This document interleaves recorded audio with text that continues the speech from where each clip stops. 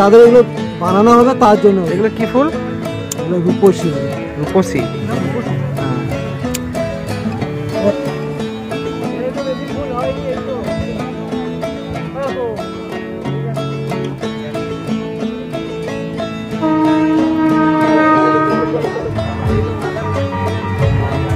ঠিক আছে, ঠিক আছে তো।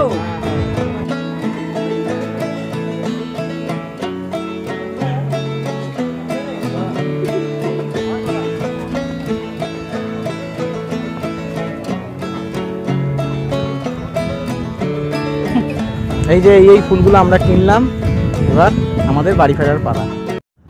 গুড মর্নিং, এখন বাজে ভোর 5:55 আর আমি বেরিয়ে পড়েছি বর্ধমান স্টেশনের উদ্দেশ্যে। থাম্বনেল দেখে নিশ্চয়ই বুঝতে পারছেন আজকে কোথায় যাচ্ছি, তো চলুন যাওয়া যাক।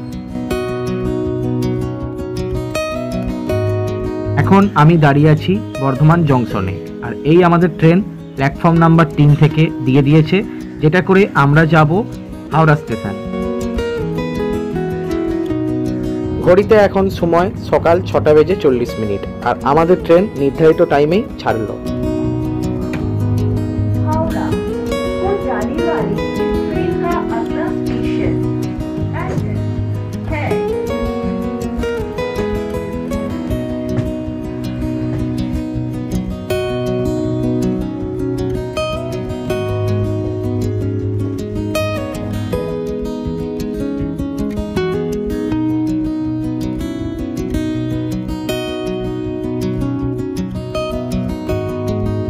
দেখুন চারিদিকে একবারে কুয়াশার চাদরে মোড়া, আর ঠান্ডাও প্রবল।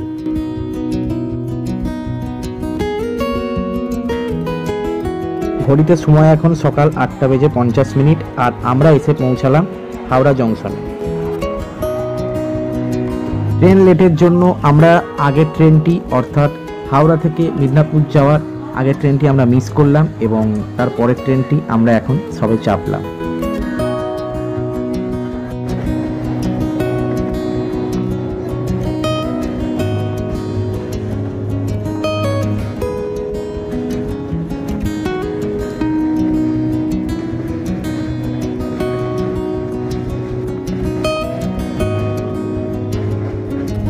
ট্রেন চলছে তার আপন গতিবেগে, আর আমরা প্রায় পৌঁছেই গেলাম আমাদের সেই গন্তব্য স্টেশন খিরাই। দৈনন্দিন জীবনে যখন আসে চড়াই উতরাই, তখনই মনটা একটু ভালো করতে চলে আসতে হয় স্বপ্নের সেই ফুলের উপত্যকা খিরাই। যেটা আগেও বললাম, এখন আমি দাঁড়িয়ে আছি খিরাই স্টেশনে, আর এই হচ্ছে পুরো স্টেশনটা। দেখুন কত সুন্দর স্টেশনটা।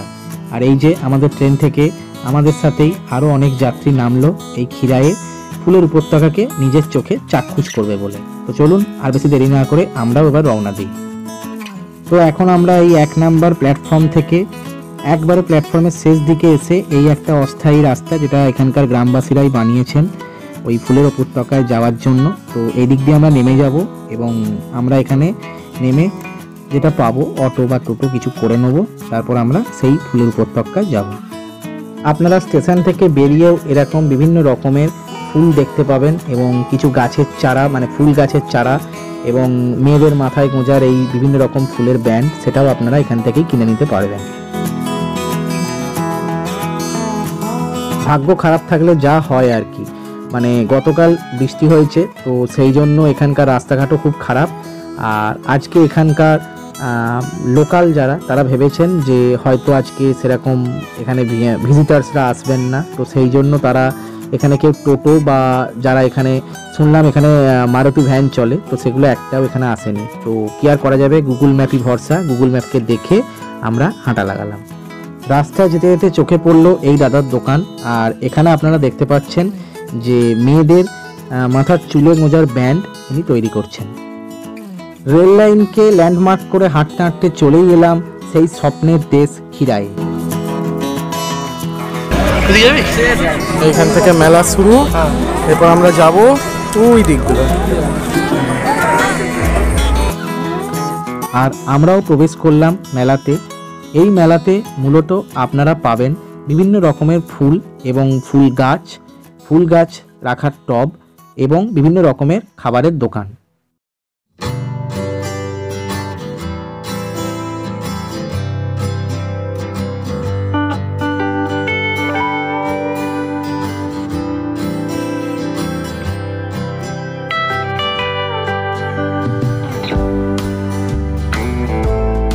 আর এই যে এই পাশে বিভিন্ন রকমের খাবারের দোকান।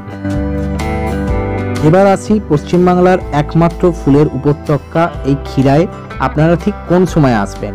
এই ক্ষীরাই আসার আদর্শ সময় হচ্ছে শীতকাল, অর্থাৎ ডিসেম্বর মাস থেকে শুরু করে ফেব্রুয়ারি মাসের মাঝামাঝি অবধি যে কোনো সময় চলে আসতে পারেন এই ক্ষীরায়।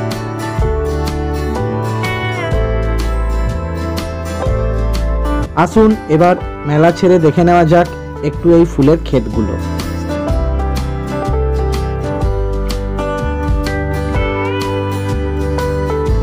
দেখুন এখানে কত সুন্দর গাঁদা ফুলের চাষ করা হয়েছে। কমলা ও হলুদ দুই ধরনেরই গাঁদা ফুলের চাষ এখানে পুরো দিগন্ত বিস্তর অবধি ছড়িয়ে ছিটিয়ে। দেখুন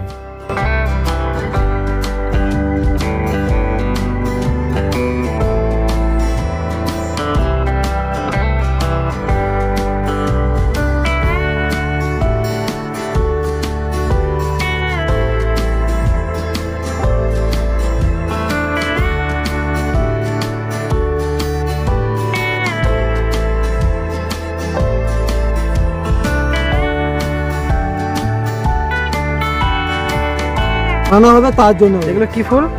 এগুলো রূপসী বলে। রূপসী? হ্যাঁ।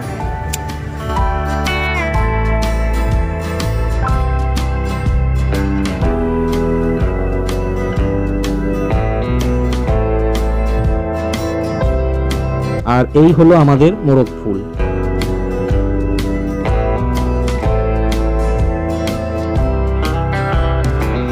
তবে এই ফুলগুলো কি ফুল যদি কেউ জেনে থাকেন কমেন্ট করে জানান।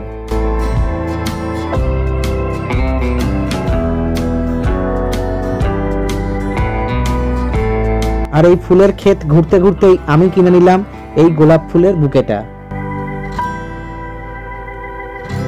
শুধু ফুলের ক্ষেত নয়, ফুলের ক্ষেতের মাঝে মাঝে দেখতে পাওয়া যাচ্ছে এনারা বাঁধাকপির চাষও এখানে করছেন, আর সাথে ফুলকপির চাষও।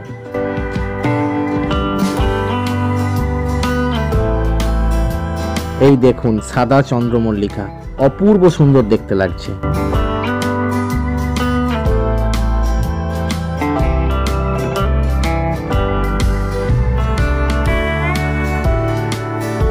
চারিদিকের বিভিন্ন রকমের গাঁদা ফুল, তার সাথে আছে চন্দ্রমল্লিকা, গোলাপ এবং কিছু কিছু জায়গায় ডালিয়া, রূপসী ফুল সহ আরও বিভিন্ন ধরনের বাহারি ফুলের সম্ভার নিয়ে এই ক্ষীরাই। দেখুন শুধু একবার চারিদিকে শুধু ফুল আর ফুল, অপূর্ব লাগছে কিন্তু। আর তাই তো এই ফুলের দেশে এসে কোথাও আমিও যেন হারিয়ে গেলাম।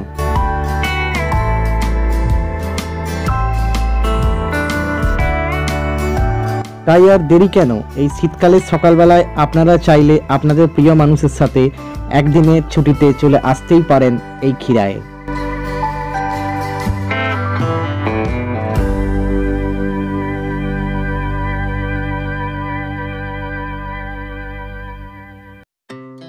ওই যে দূরে দেখতে পাওয়া যায় ট্রেন লাইন, আর ঠিক তার পাশেই হচ্ছে এই ফুলের ক্ষেত।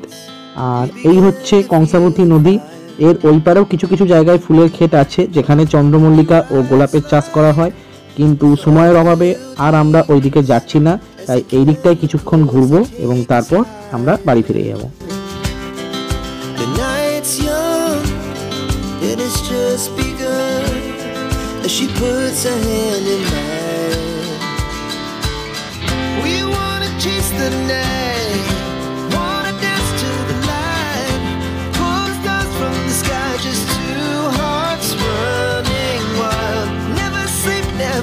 বিভিন্ন ধরনের এই রং বেরঙের ফুল দেখতে দেখতে কিভাবে যে আপনার সময়গুলো পার হয়ে যাবে আপনি বুঝতেই পারবেন না।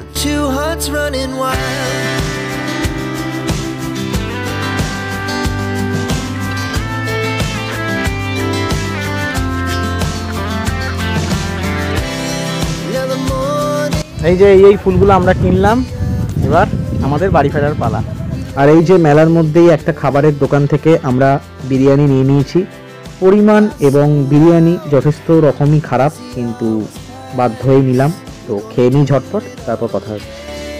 ঝটপট করে খাওয়া শেষ করে আমরা শেয়ার গাড়িতে চেপে পড়লাম স্টেশনের উদ্দেশ্যে রওনা দেব বলে।